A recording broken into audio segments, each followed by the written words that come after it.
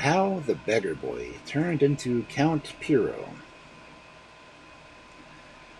Once upon a time there lived a man who had only one son.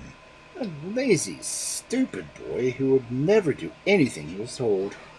When the father was dying, he sent for his son and told him that he should soon be left alone in the world, with no possessions but a small cottage they lived in, and a pear tree which grew behind it, and that, whether he liked it or not, he would have to work, or else he would starve. Then the old man died. But the boy did not work. Instead, he idled about as before, contenting himself with the pears off his tree, which, unlike other pear trees before or since, bore fruit the whole year round. Indeed, the pears were so much finer than any you could even get in the autumn, that one day, in the middle of winter, they attracted the notice of a fox who was creeping by. "Dear me, what lovely pears," he said to the youth. "Do give me a basket of them. It will bring you luck."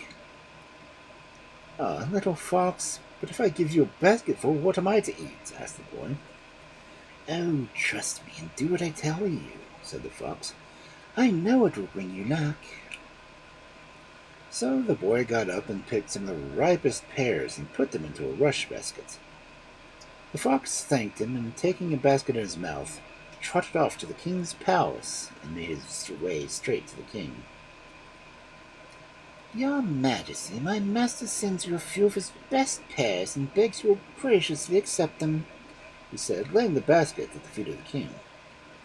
"Pears? At this season?" cried the king, peering down at them.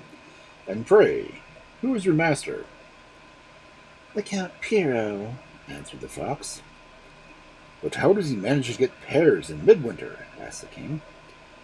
"Oh, he has everything he wants," replied the fox. "He is richer even than you are, your Majesty." "Then what can I send him in return for his pears?" said the king. "Nothing, your Majesty, or you would hurt his feelings," answered the fox. "Well, tell him how heartily I thank him, and how much I shall enjoy them." And the fox went away. He trotted back to the cottage with his empty basket and told his tale, but the youth did not seem pleased to hear it as the fox was to tell. "But, my dear little fox," he said, "you've brought me nothing in return, and I'm so hungry." "Let me alone," said the fox. "I know what I'm doing. You will see.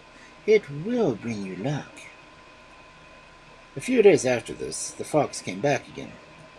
"I must have another basket of pears," he said.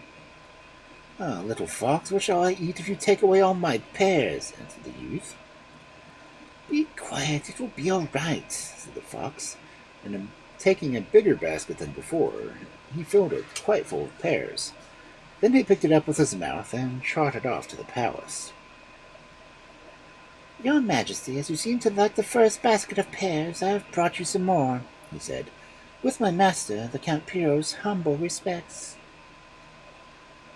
"Now, surely it is not possible to grow such pears in deep snow on the ground," cried the king. "Oh, that never affects him," answered the fox lightly. "He is rich enough to do anything, but today he sends me to ask you if you will give him your daughter in marriage." "If he is so much richer than I am," said the king, I shall be obliged to refuse. My honor would not permit me to accept his offer." "Oh, your Majesty, you must not think that," replied the fox. "And do not let the question of a dowry trouble you. The Count Piro would not dream of asking anything but the hand of your princess." "Is he really so rich that he can do without a dowry?" asked the king. "Did I not tell your Majesty that he was richer than you?" answered the fox reproachfully. "Well, beg him to come here, that we may talk together," said the king. So the fox went back to the young man and said, "I have told the king that you are Count Piro, and have asked his daughter in marriage." "Oh, little fox, what have you done?" cried the youth in dismay. "When the king sees me, he will order my head to be cut off." "Oh, no, he won't," replied the fox. "Just do as I tell you." And he went off to town, stopping at the house of the best tailor. My master, Count Piro, begs you will send him at once the finest coat you have in your shop, said the fox, putting on his grandest air. And if it fits him, I will call and pay you for it tomorrow. Indeed, he is in a great hurry. Perhaps it might as well that I look around myself. The tailor was not accustomed to serve counts, and he was at once out of all coats he had ready. The fox chose a beautiful one of white and silver, and bade the tailor to tie it up in a parcel, and carrying the string in his teeth, he left the shop, and went to a horse dealer's, whom he persuaded to send his finest horse round to the cottage, saying that the king had bidden his master to the palace. Very unwillingly the young man put on the coat and mounted the horse, and rode to meet the king, with the fox rushing before him. "What am I to say to his majesty, little fox?" he asked anxiously. "You know that I have never spoken to a king before." "Say nothing," answered the fox, "but leave the talking to me. Good morning, your majesty, will be all that is necessary for you." By the time they had reached the palace, the king came to the door to receive Count Piro, and led him into the great hall where a feast was spread. The princess was already seated at the table, but was as dumb as Count Piro himself.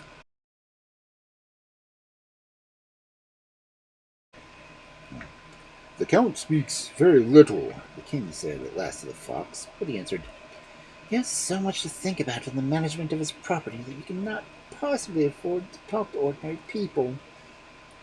The king was quite satisfied, and they finished dinner, after which Count Piro and the fox took leave. The next morning the fox came round again. "Give me another basket of pears," he said. "Very well, little fox, but remember it may cost me my life," answered the youth.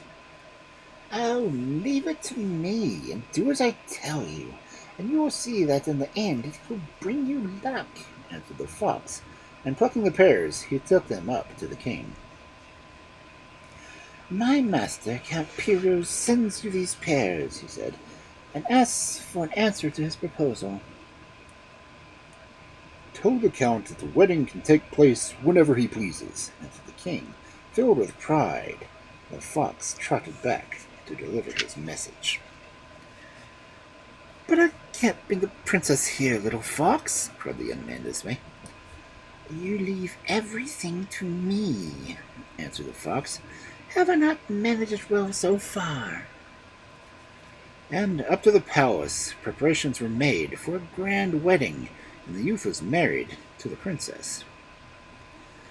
After a week of feasting, the fox said to the king, "My master wishes to take his young bride home to his own castle." "Very well, I will accompany them," replied the king, and he ordered his courtiers and attendants to get ready, and the best horses in his stable to be brought out for himself, Count Piro, and the princess. So they all set out and rode across the plain, the little fox running before them. They stopped at sight of a great flock of sheep which was feeding peacefully on the rich grass. "To whom do these sheep belong to?" asked he of the shepherd. "To an ogre," replied the shepherd. "Hush!" said the fox in a mysterious manner. "Do you see that crowd of armed men riding along? If you were to tell them that those sheep belong to an ogre, they would kill them. Then the ogre would kill you. If they ask, 'Do you say the sheep belong to Count Piro?' it will be better for everyone." Then the fox ran hastily on, as he did not wish to be seen talking to the shepherd. Very soon the king came up. "What beautiful sheep," he said, drawing up his horse. "I have none so fine in my pastures. Whose are they?" "Count Piro's," answered the shepherd, who did not know the king. "Well, he must be a very rich man," thought the king to himself, and rejoiced that he had such a wealthy son-in-law. Meanwhile, the fox had met with a huge herd of pigs, sniffing about the roots of some trees. "To whom do these pigs belong?" he asked the one swineherd. "To the ogre," replied he. "Hush!" answered the fox, with nobody around to hear. "Do you see that troop of armed men riding towards us? If you tell them that the pigs belong to an ogre, they will kill them, and then the ogre will kill you. If they ask, just say that the pigs belong to Count Piro. It will be better for everyone. And then he ran hastily on. Soon after, the king rode up. "What fine pigs," he said, reining in his horse. "They're fatter than any I've got on my farms. Whose are they?" "Count Piro's," answered the swineherd, who did not know the king, and again the king felt lucky to have such a rich son-in-law. At this time the fox ran faster than before, and in such a flowery meadow he found a troop of horses feeding. "Whose horses are these?" he asked the man who was watching them. "An ogre's," but "Hush!" whispered the fox. "Do you see that crowd of armed men coming before us? If you tell them the horses belong to an ogre, they will drive them off, and then the ogre will kill you. If they ask, just say they're Count Piro's. It will be better for everyone." And he ran off again. In a few minutes the king rode up. "Oh, what lovely creatures! How I wish they were mine!" he exclaimed. "Whose are they?" "Count Piro's," answered the man, who did not know the king, and the king's heart leapt as he thought they belonged to his rich son-in-law. They were as good as his. At the last the fox came to a castle of the ogre himself, and ran up the steps, with tears falling from his eyes, and crying, "Oh, you poor, poor people! What a sad fate is yours!" "What?"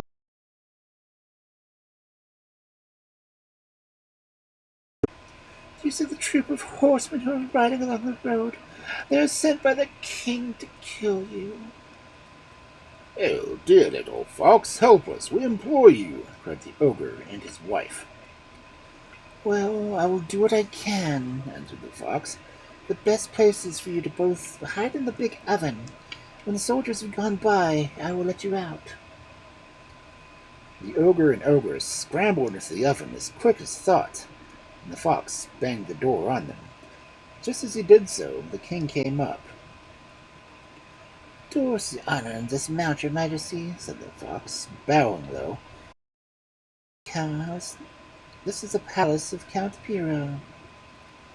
"Why, it is more splendid than my own!" exclaimed the king, looking around at all the beautiful things that filled the hall. "But why are there no servants?" "His Excellency, the Count Piro, wished the princess to choose them by herself," answered the fox, and the king nodded his approval. He then rode on, leaving the bridal pair in the castle. But when it was dark and all was still, the fox crept downstairs and lit the kitchen fire, and the ogre and his wife were burned to death. The next morning the fox said to Count Piro, "Now that you are rich and happy, you have no more need of me, but before I go, there's one thing I must ask you in the future. When I die, promise me that you will give me a magnificent coffin and bury me with all due honors."